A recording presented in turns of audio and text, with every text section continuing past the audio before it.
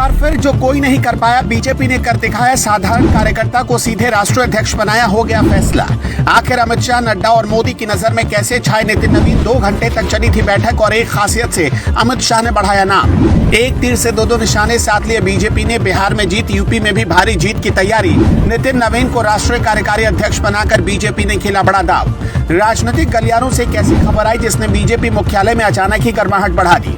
खबर ये थी कि बिहार सरकार के मंत्री नितिन नवीन को बीजेपी का राष्ट्रीय अध्यक्ष नियुक्त किया गया है। शुरुआत में तो एक पल के लिए लोगों को लगा कि शायद बीजेपी ने रॉन्ग नंबर डायल कर दिया। अरे छापना था नितिन गडकरी साहब का नाम, लेकिन छाप दिया नितिन नवीन का नाम। खैर, अब छप गया तो छप गया, और छपने की देर थी कि पटना के बीजेपी दफ्तर में मिठाइयां बंटने लगी। 17 डिग्री सेल्सियस के हाड़ कपाने वाले तापमान में इतने पटाखे फूटे कि धुआं हो गया और माहौल गर्म हो गया। सबसे दिलचस्प बात कि नितिन नवीन की उम्र सिर्फ 44 साल के करीब है, यानी बीजेपी अपने इतिहास में सबसे युवा राष्ट्रीय अध्यक्ष बनाने की तैयारी कर रही है। कांग्रेस अपने युवा युवराज को लेकर अभी तक घूमती ही रह गई, उन्हें रोल मॉडल बनाकर दिखाती ही रह गई, लेकिन उनको भारत की पब्लिक ने शोपीस बना दिया। और देखिए बीजेपी ने एक युवा को मैदान में भी उतार दिया, वो भी कोई छोटा मोटा पद नहीं, सीधे अध्यक्ष। अब कुछ लोग सवाल पूछ रहे हैं कि भाई नितिन नवीन को अध्यक्ष क्यों नहीं बनाया, कार्यकारी अध्यक्ष क्यों बनाया गया। आज हम इसी सस्पेंस से पर्दा उठा देते हैं। साथ ही ये भी जानेंगे इस रिपोर्ट में कि इस युवा तुर्क की पूरी बायोग्राफी और राजनीतिक विरासत क्या क्या रही है। नितिन नवीन का जन्म 1980 के दशक में हुआ। उनके जीवन की सबसे बड़ी राजनीतिक उपलब्धि यह है कि वो अपनी जिंदगी में कभी कोई चुनाव नहीं हारे। वो पटना की सबसे प्रतिष्ठित बांकीपुर विधानसभा सीट से लगातार 4 बार चुनाव जीत चुके हैं। ये जीत का रिकॉर्ड ही उन्हें बिहार की राजनीति का विनिंग हॉर्स बनाता है। उन्होंने 2005 में पहली बार विधानसभा में कदम रखा और तब से लेकर अब तक उनकी विजय यात्रा निर्बाध जारी है। नितिन नवीन को राजनीति विरासत में मिली। उनके पिता नवीन किशोर प्रसाद सिन्हा बिहार बीजेपी के एक कद्दावर नेता थे। वो भी बांकीपुर सीट से विधायक रह चुके थे। नितिन नवीन ने अपने पिता की विरासत को न केवल संभाला बल्कि अपने काम और समर्पण से उसे कई गुना आगे बढ़ाया। पिता से मिली राजनीतिक समझ और कार्यकर्ताओं से सीधा जुड़ाव उनकी ताकत है। नितिन नवीन ने अपनी प्राथमिक और उच्च शिक्षा पटना से पूरी की।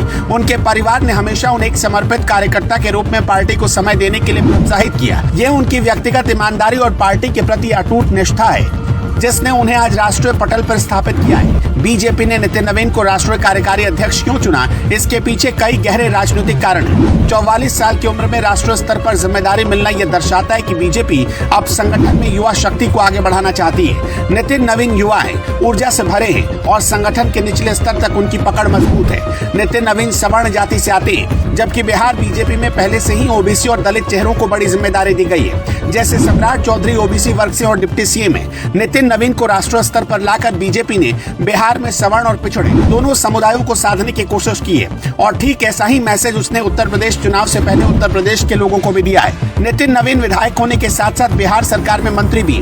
इसके अलावा उन्होंने लंबे समय तक बीजेपी युवा मोर्चा के राष्ट्रीय उपाध्यक्ष के रूप में काम किया।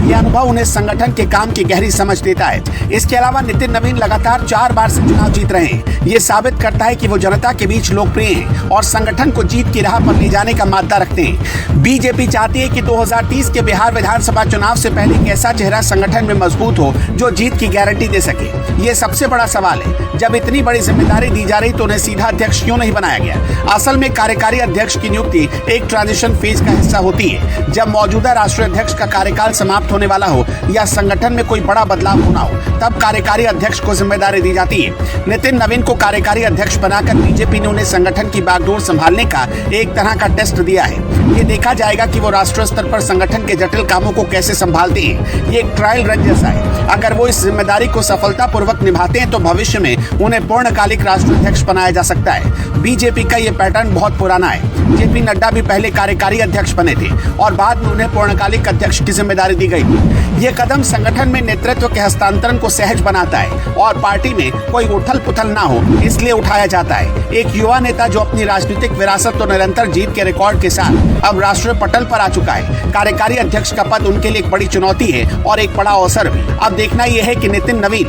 विनिंग हॉर्स बनकर बीजेपी के राष्ट्रीय रथ को कितनी दूर तक ले जाते हैं।